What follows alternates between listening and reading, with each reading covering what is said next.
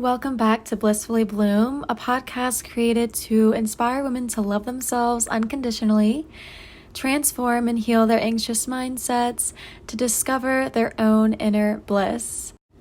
This week, a guest is going to be on the show. Her name is Brittany Welsh. She is a manifestation expert who discusses manifesting unlike many others in the space.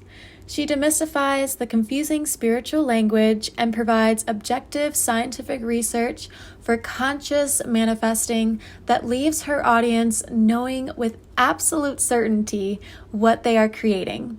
You can find her at www.manifestingwithbrit.com. Now, I really wanted to ask Brittany some questions that I have been wondering myself. And so we talk about what it truly means to detach or release yourself from what you want to manifest. And really just set your intention and then let it go. Like, what does that truly mean and what does that look like? How do we do that? So she really breaks that down today. She also shares one of her manifestation stories and is open and vulnerable with you all, and then also gives away one of her favorite manifestation methods.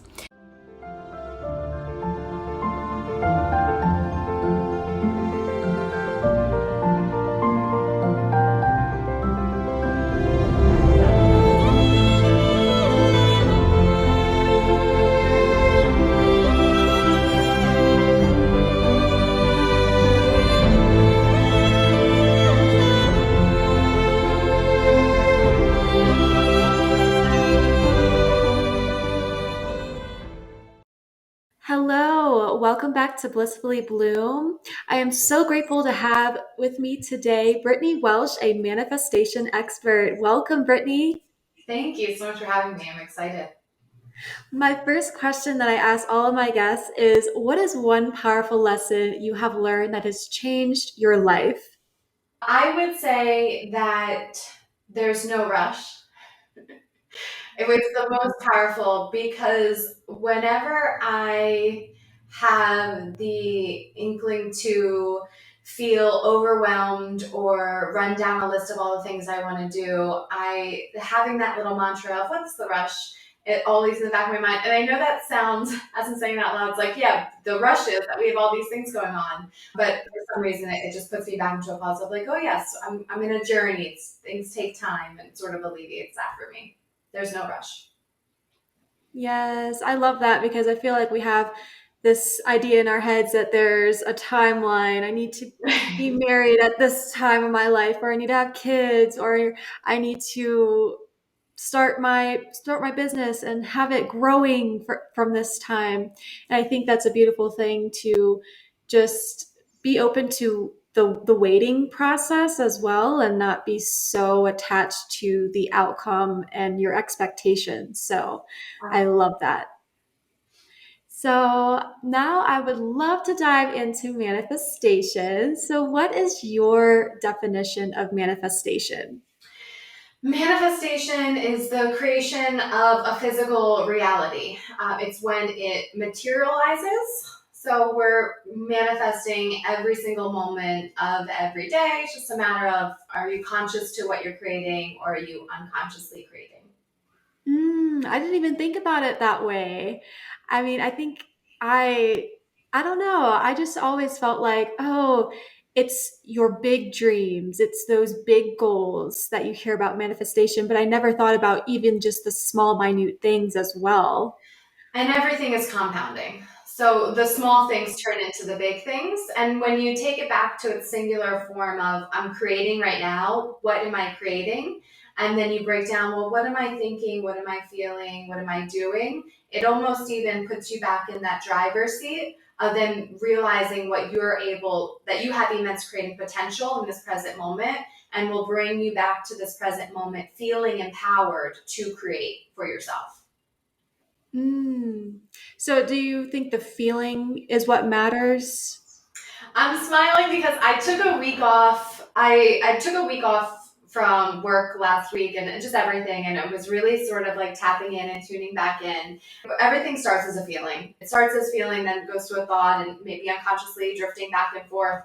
But it always initially starts with a feeling, and which is why we have so much emphasis on this feeling state and vibration state of, are you in a high vibration or a low vibration? So absolutely starting with the feeling, and that sort of drives everything else. I'll jump in really quickly just to give a little bit more of an explanation on that feeling space, because sometimes people can assume that they are out, that their feelings are not within their control, or that it's just something that happens. How they feel is just how they feel.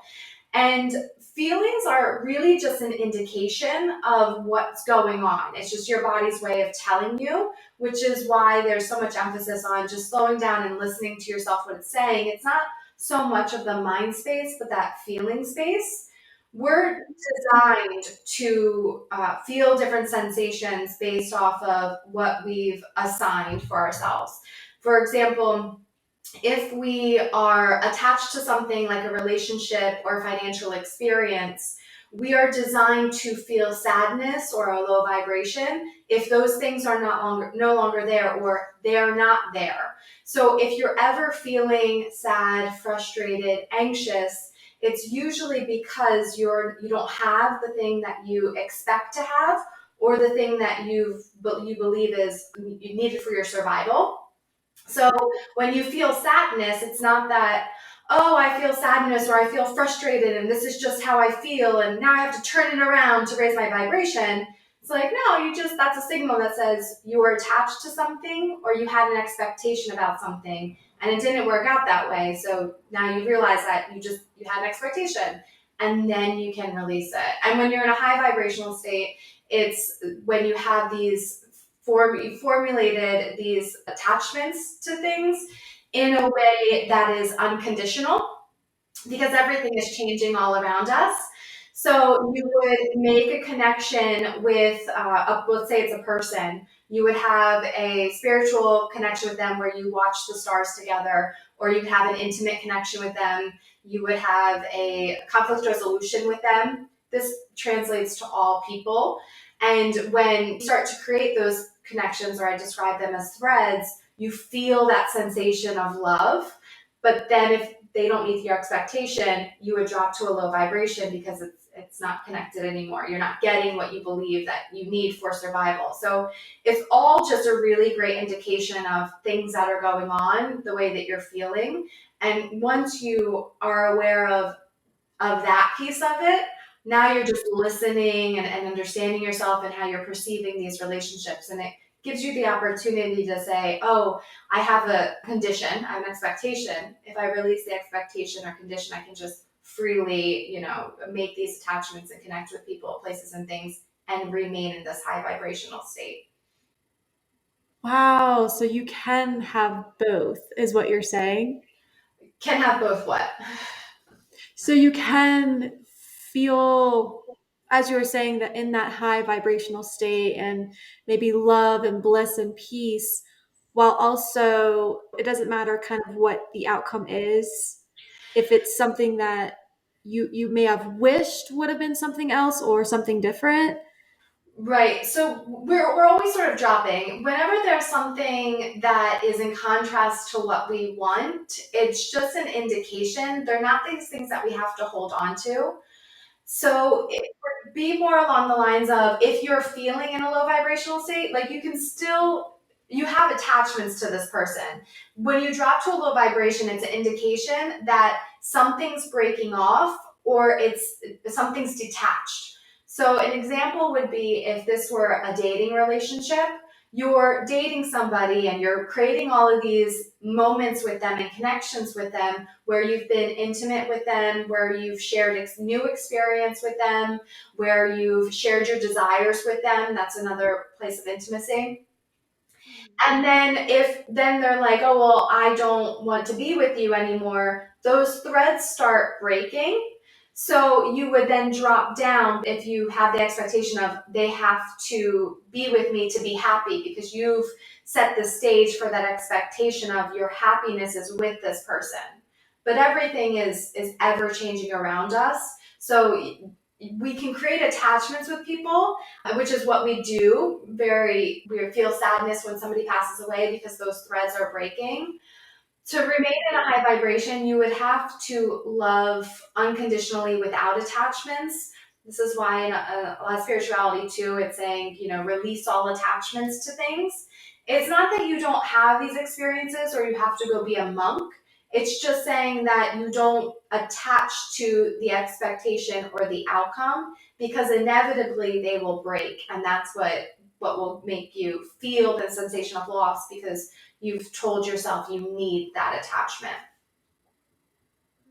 Okay. Yeah, that makes total sense. Thank you so much for clarifying on that. And I would love for you to just kind of dive into your own personal story of what led you to becoming a manifestation expert.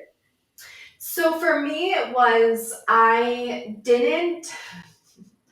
I think this is big for everybody that is going through a sort of awakening, and they have a low moment and we don't know what to do.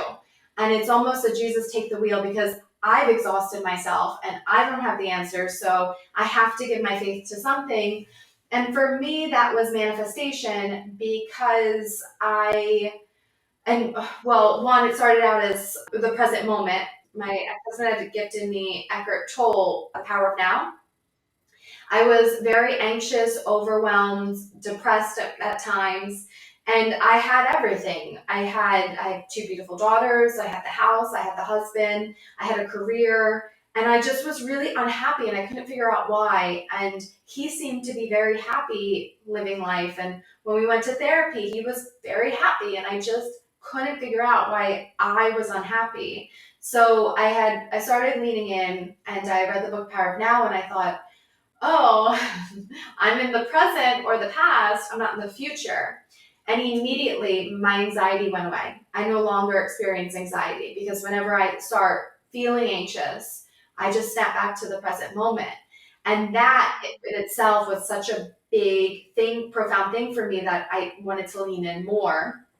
And I started manifesting different things into my life, different opportunities, not understanding how I was doing it and feeling really out of control, because I didn't know if I was doing it right. I didn't know how everything worked, and sometimes things would show up and sometimes things wouldn't, and I just still felt like I didn't know what the heck I was doing.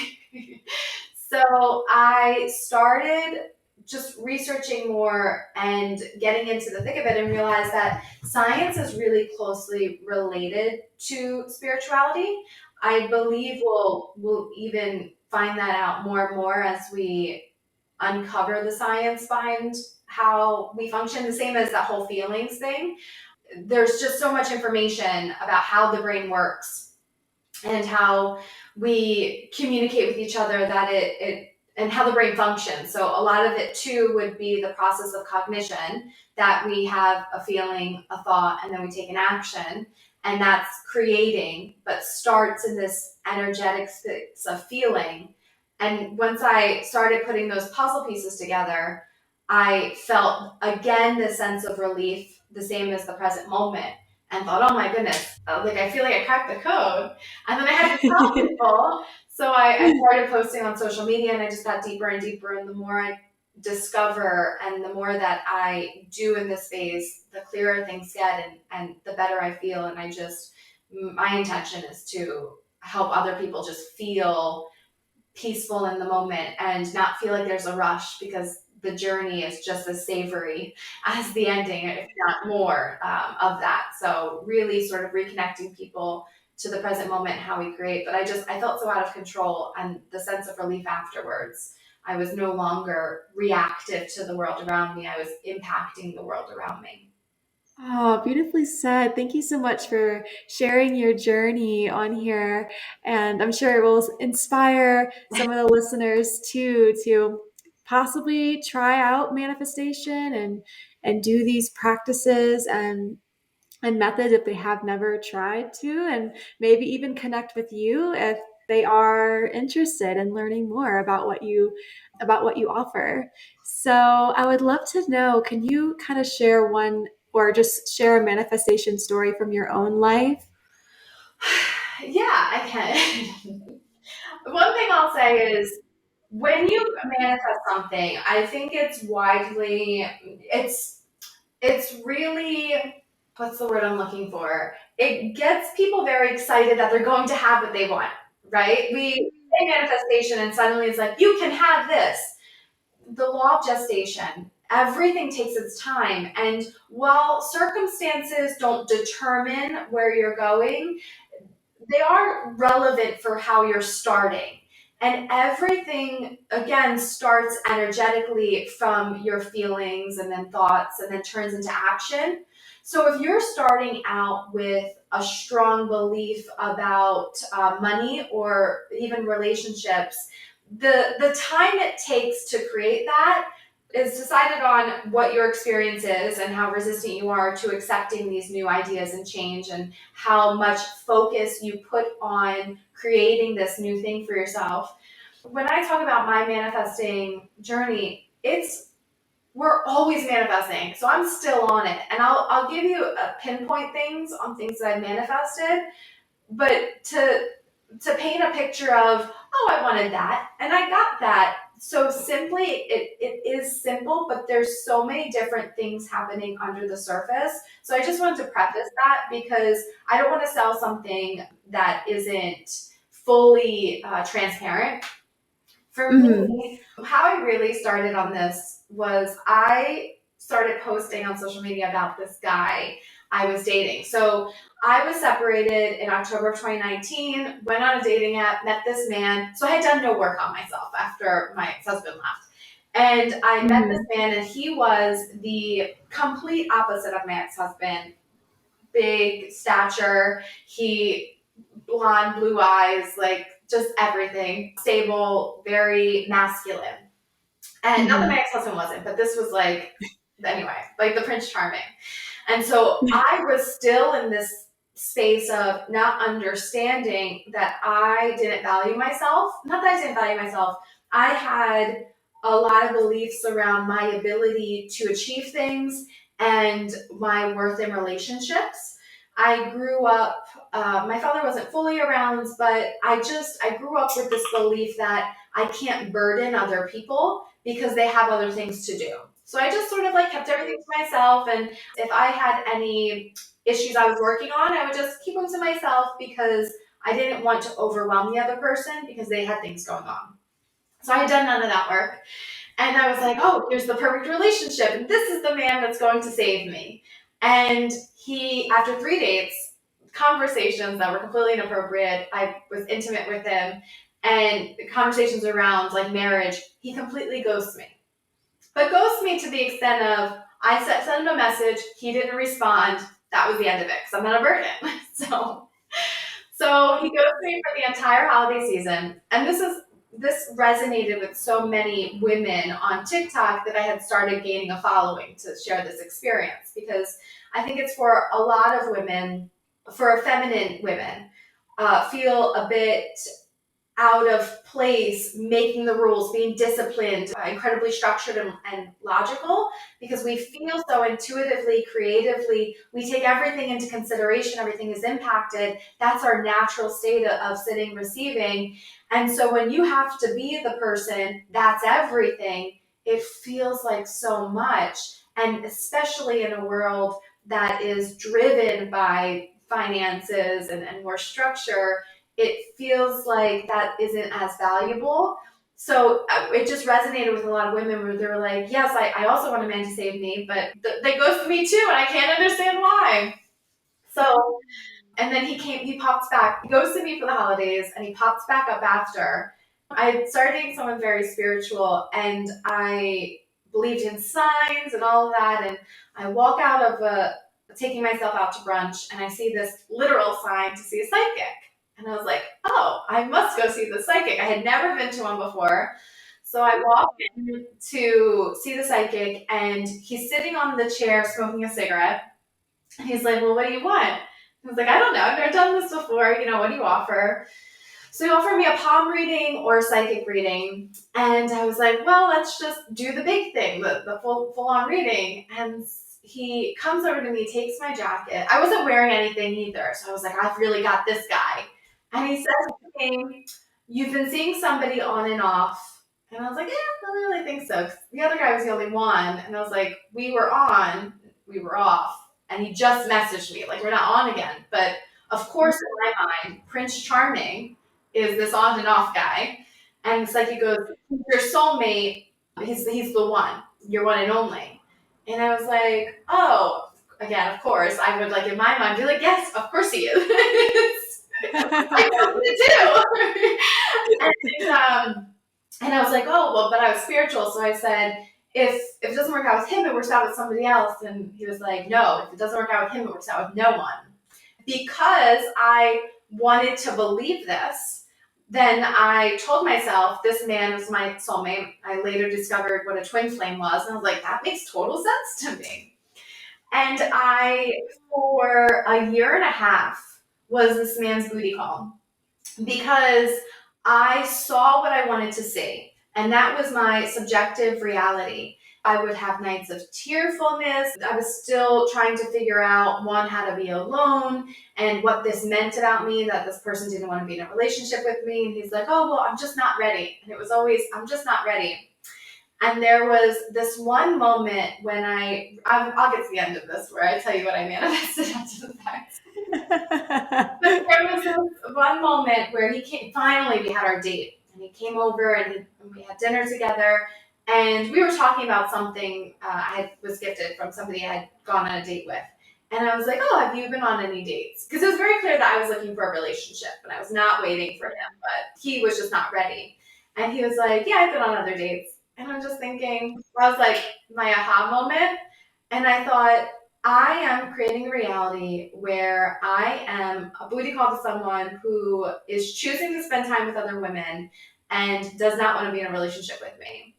And that's when it was clear what I was manifesting, because my standards were such that I would meet up with somebody. My standard was I accept being intimate with somebody who does not want to be in a relationship with me.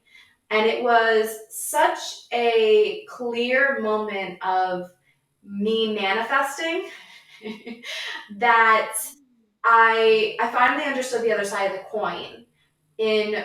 We're creating no matter what. And I was creating something I didn't want. And so it made me take a look at what my standards were for myself and how I want to treat myself. And I tell people this too, it always comes back to you, because you have the final say of what you're willing to tolerate and create for yourself. So whenever you're seeking a relationship or even financial, you have to turn it back in and how am I feeling about this? Does this feel like something that I want to do? What do I want to think about myself in this situation? And what action am I going to take based on this information? And from there, you get to make those decisions, say, no, thank you. This has been fun, but I'm done now. And so that was one thing I manifested, a relationship being a booty call, but it prompted me to raise my standards and saying, I want more for myself.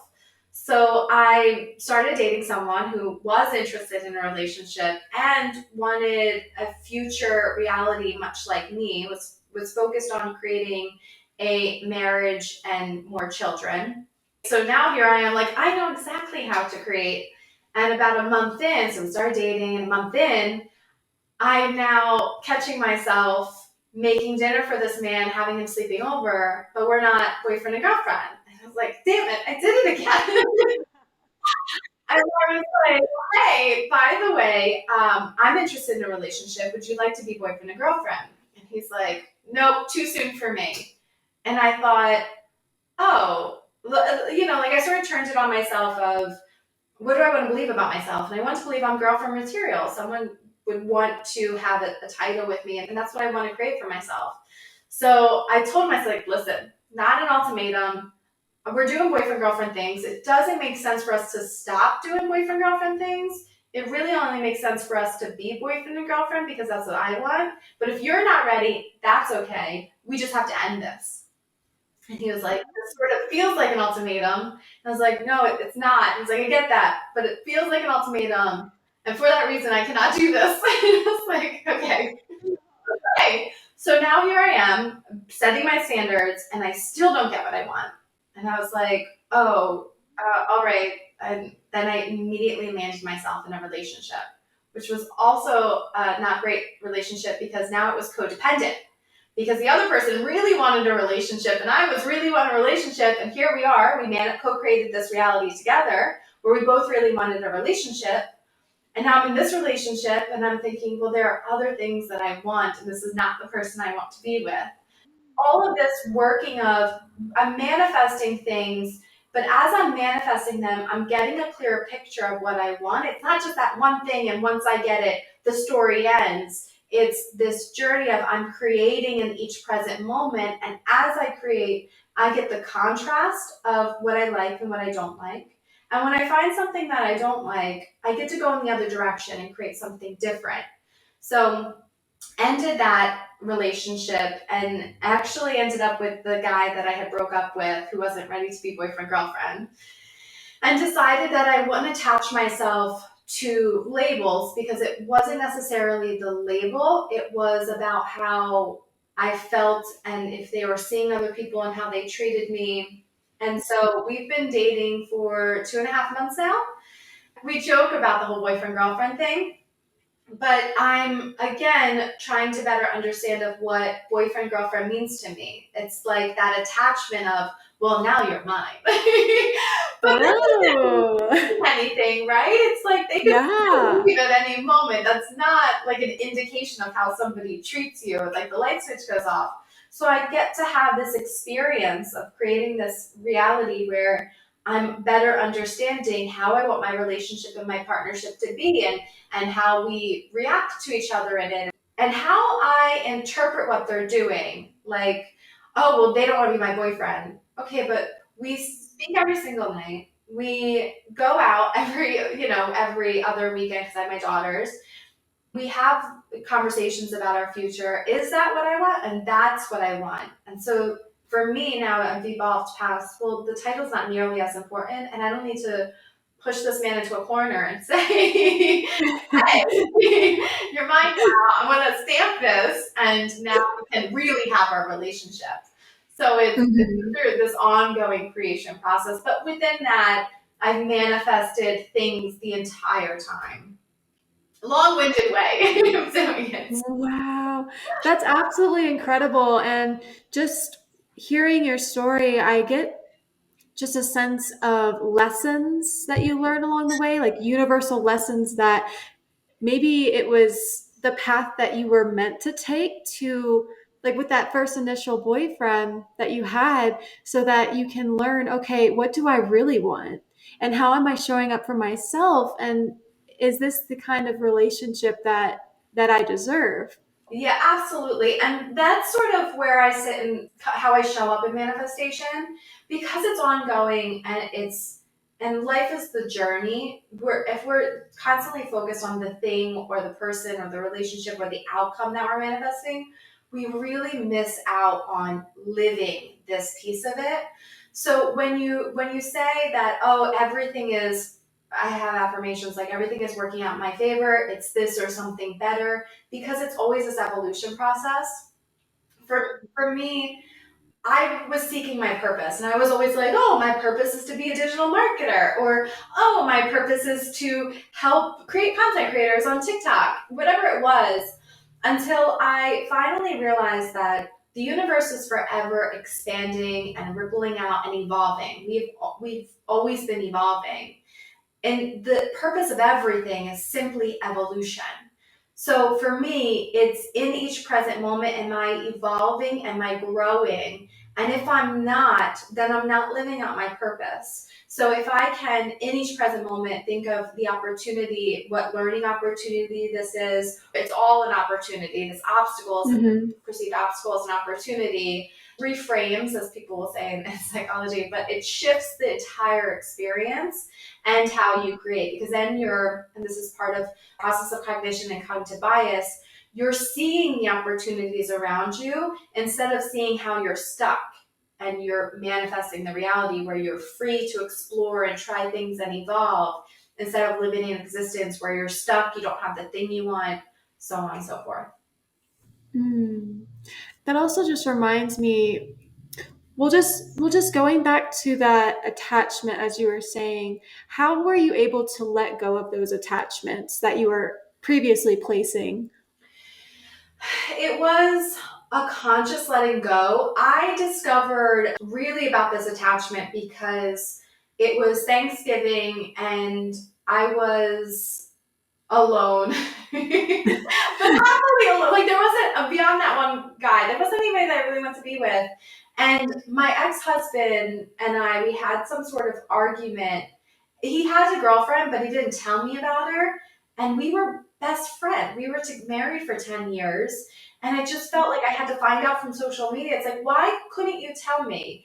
And I was sad. And I wasn't sad because I wasn't with him. I was sad that the relationship was shifting. And so here I am on Google, like, why do people feel sad? There's like, we're biologically designed for a reason. We've evolved to have this emotion. What's the purpose of this? And it was this detachment, that all the information about how when we detach from something, our body goes into, a lower vibration. It could be frustration, anger, or sadness, because it's designed to inspire us. We don't like that feeling. So we need to recoup what we've lost because we attach to it. So we believe that we need it for survival because we're evolving and our purpose is to survive and evolve. So I had attached myself to him because he was part of my survival and now he's no longer there. So I had two options. I could attach myself to another person, which I knew I didn't want to do because I would just have that debilitating experience. Or Yeah. I could just let it go and accept that, or believe that this wasn't necessary for my survival. Again, check back in with myself and ask myself, do I feel like I'm being a good friend to myself? Do I feel secure, safe, loved? And because I was able to do that for myself, it released that attachment to the other thing. So when I have these experiences in relationships, if I'm ever feeling sad in the relationship, checking back in with myself. Can I provide myself with love? Can I provide myself with safety and security in this present moment? The answer is always yes. Then I'm okay. And then it lets itself go and I move on and do something or whatever in the present moment. One thing I do want to point out, just because I know we're getting close on time and we've touched on so many things that I think are really valuable. We're habitual creatures. So once we know how to survive or function, and these beliefs of survival come from, generations. Once we create from that space, especially after the age of 24, we're designed to just continue creating that. So if you're in a place where you have a reality that you're done creating that for yourself, and you're saying, I want to create something new for myself, understand that it will take work to retrain yourself. I hate to say it in that way, but create new habits to be a different version. So there's this element of like, okay, we'll just have a different set of standards and create what you want to create. We will default to our unconscious creation. So it's a lot of this having grace for yourself, catching yourself when you're doing it, and being mindful in the present. Again, this is why it's so big in spirituality, because there adds so much value to be conscious and bring your awareness to the present. So it'll take some time. You're going to default, especially if something goes on or, it's something that feels out of your control. But if you always come back and check in with yourself in the present moment and do the best and from a very loving space, you'll make that headway and consciously create something new. I don't know if you've ever heard of Esther Hicks. Yes. Hicks.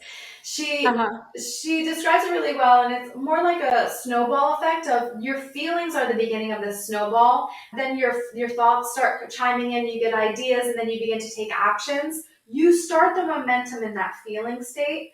By the time you've executed on something or something comes into your physical reality, there's so much momentum behind that already that you've created that to change it, you have to start small energy level, and then it starts evolving from there. Tap into your feelings, tapping back into yourself. How am I feeling? Do I feel good? What new thoughts do I want to have? And it's that now you're building momentum for what you desire to create.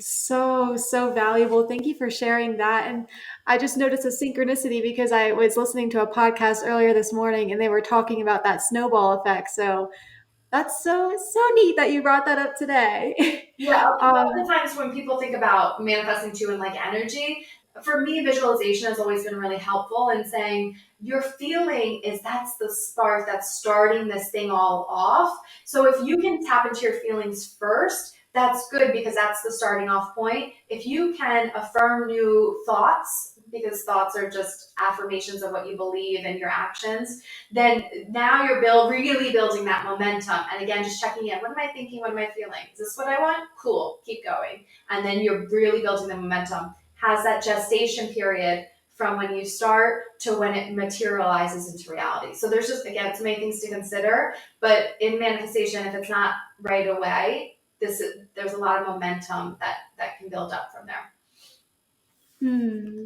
Now, I would love for you to share a bit about manifestation methods or just steps, if you have any, that you would like to share for those listeners who may not have tried this before or may not know what to do or how to get started. As a society, I think we've gotten really good at understanding that thoughts are not absolute truths. And we have tapped into meditation. I think feelings are still, people feel out of control of them, especially with not really deeply understanding how we're attaching to things. So I always like to start people off with affirmations as the simplest form. I always recommend getting together a list of affirmations, approximately 30 affirmations, and then read 20 to 30 affirmations and recording them. I use my voice memo app. In your voice, saying the affirmation, creating a pause, and then saying the next affirmation for approximately 30 minutes. You could do 20 minutes. I don't know why I sit in that 20-30 space. But first thing in the morning when you wake up and popping them in, brushing your teeth, getting your coffee together, whatever that is, thoughts are affirmations of our beliefs, behavioral patterns, and past experience. It's like you have your social media app. Let's say it's Instagram.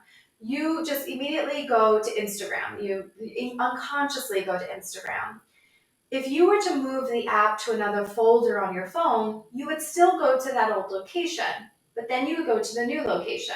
You go to the old location, and you're like, oh, right, it's here. Until you now unconsciously just go to the new location. Same thing with thoughts. If you can start changing your thoughts, you have a thought that you don't like, it's about maybe limitations, failure, financial situation. When you have a thought like that, go to the next thought, and then you'll break that old neural pathway and you'll create a new one for these new beliefs. When you start saying something or thinking something, affirming something, and it feels good, you know you've developed it as a belief. So it's the simplest thing just to pop in your headset for in the morning and in the evening. Sometimes I'll even do a midday meditation. But the more you do it, again, we're habitual creatures, you will hack away at it and make them things that you would normally say. Some of my go-tos are, especially in the beginning, was I'm a really great human being. Because I know deep down I am really good. I'm trying my best. I'm always trying my best. The other thing is your affirmations should be closely related to your current set of beliefs of what's possible for you. So if you're somebody who wants to manifest a reality where you work out every day and eat really healthy, it would be something along the lines of, let's say you don't make it off the couch. It's, I always put my sneakers on in the morning. You can affirm something simple like that until you feel inspired to take action to put your shoes on. And then from there is, I go for a walk to the corner. Affirmations have been proven to persuade you of a new set of beliefs. They're not the magic piece. It's about shifting your beliefs. My best recommendation is to start out just having affirmations that are what your next step up would be and working on those. Once you believe them, you say them, they're like, yep, that's totally me. Another one of mine is I'm highly intelligent. That took me time. I went from smart to very smart to highly intelligent. But when I say it, I know it with absolute truth. And so I have no qualm expressing that to other people, but that's how I knew I've elevated to a new level. And that's the reality that I live in, where I am very smart and can hold these conversations with people. But the affirmation's always been the sweet spot. With feelings, again, some people, we're still not quite there yet. We're still saying things like, you're a survivor, and not understanding that we're now putting this on, especially for women, like this strong warrior type. And it's saying, we're still getting there in this space of really understanding how our feelings take hold and what that means with these affirmations. So I always recommend starting with affirmations. If that's not your jam, definitely doing any sort of scripting and getting a clear idea of what you want to create for yourself. So when the opportunity arises, we have cognitive bias, you'll start to see the opportunities of how that's possible for you to create it. I had this understanding when I dropped my daughters off at school. I was going for a run and I thought, oh, I'm going to flex my manifesting muscle. World around me, show me a frog. And seconds later, out of the corner of my eye, I see a frog lawn ornament. And then 2 houses later, I see another frog lawn ornament. And I was like, oh, I get it now. They've literally been here all along. And I'm just now creating awareness for them. So it's really about when they say, like, oh, you're focused in your attention. When you tell your brain, because it's very smart, what you want to create, it starts to put the pieces together as long as your beliefs are in alignment. So scripting's really helpful. Vision boards are great only if they feel good. If you're looking at a vision board and you're in this wanting, needing space, ditch it, put it somewhere else. This is why some people say, oh, I made my vision board and put it under the bed. And some people have it up forever and still don't create what they want because there's this acknowledgement of feelings.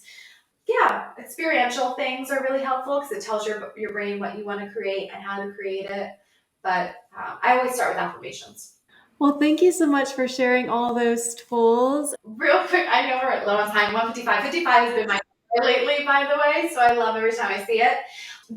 What I mentioned before about spirituality and science are really closely aligned. It's all the same thing. If you look into spirituality and start breaking it down, it's very methodical and like scientific as far as like using mathematics and how the universe functions. So it's all like, it's not separate. It's all the same. When we talk about like the brain is such an incredible tool, the universe created it. So when you get a sign, second guessing it of like, oh, well, this wasn't meant for me, it's like there's something to it. Of course, you can have, a program of, I don't have possibilities, and you'll see how there's no possibilities. But again, that's still very spiritual in the sense that it's the universe functioning as it does, and there's so many intricate pieces, and it's all working together. They're not separate things, spirituality and science. They're very closely related.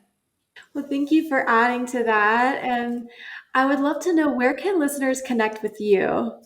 They can connect with me on Instagram or TikTok at Manifesting with Britt. I did just launch my new website, which I'm really excited about. So it's a soft launch right now. There's visualization, meditations, classes available. So there's a whole class schedule, scripting prompts, but they're all classes, affirming audio classes, and all live stream. And then there's also some opportunities for better understanding manifesting and breaking it down in more detail on different topics for 200-hour manifestation teacher training, and then all the way up to 500-hour manifestation teacher training to, again, bring some more light to the space and really empower people to consciously create their reality. Well, thank you so much. And I'll definitely add everything to the show notes so that they can quickly go find you. And my signature question that I ask at the end of every show is, what does it mean to blissfully bloom? It means to, for me, it would be to shift into alignment with your highest version of self, I can very clearly see it in my mind of once you locked in, you shift into alignment. It's this outward expression of absolutely everything that is genuine and meant for you because there's just so much abundance. So it's almost this opening of heart space if you're in the spiritual with no end. So it's an endless opening of heart space. Such beautiful words and a beautiful answer. Thank you so much for that. And honestly, I've had such frequent body chills with your answers. So thank you so much for coming on the show today. It was a pleasure having you. Thank you for having me, Miss Victoria. I so enjoyed having Brittany here on the show today and really getting to uncover manifestation and really how to manifest your desired reality. And a few key takeaways that I got from this episode is that what you want to manifest, you really have to tune into your feeling. If you want to manifest your dream career or traveling the world or wanting a ideal relationship, really start by focusing in on the feeling. By achieving that outcome, what are you going to feel? Instill those feelings within you. You don't have to wait to feel that way. You can tap into those emotions, tap into those feelings right now before you have your desired reality. And that will, kind of make you a magnet to the things that you want. You're going to start attracting your ideal reality. And so another thing that I got from this episode is to release the attachment to what you want and this is a big one for me, and I honestly have a lot of struggle with attaching my worth. So this is one that I really need to focus in on, is releasing the attachment. A way to do this is to actually visualize yourself detaching from whatever it is, because you may have these little threads, as Brittany described them, to that thing, and maybe even visualize taking a mental scissors or a big huge scissors, or using your hands to cut yourself loose from those cords so that your feelings towards whatever happens, it doesn't shake your foundations. It doesn't make you doubt yourself or cause any feelings of frustration or anger within you. As always, screenshot the episode and tag me on your Instagram at blissfully.bloom. Make sure to share your biggest takeaways from the episode on your stories. And if you haven't already, please leave a review for the podcast and subscribe so that you never miss an episode. Well, I will see y'all in the next one. Bye.